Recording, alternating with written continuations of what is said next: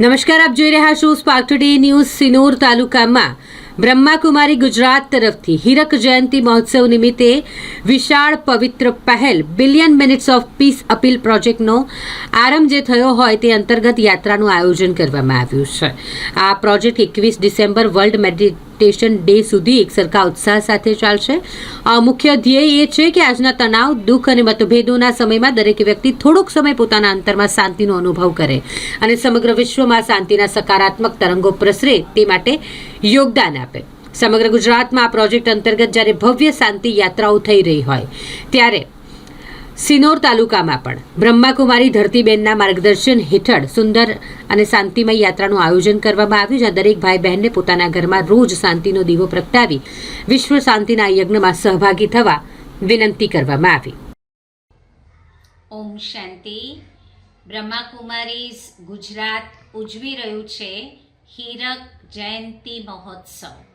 આ હીરક જયંતિ મહોત્સવ નિમિત્તે 100 કરોડ શાંતિની મિનિટ ભેગી કરવાનો પ્રોજેક્ટ આખા ગુજરાતમાં 500થી પણ ઉપર સેવા કેન્દ્ર અને બ્રહ્માકુમારીઝ બહેનો દ્વારા જનને શાંતિનો સંદેશ આપવાનું કાર્ય 21 ડિસેમ્બર સુધી ચાલશે.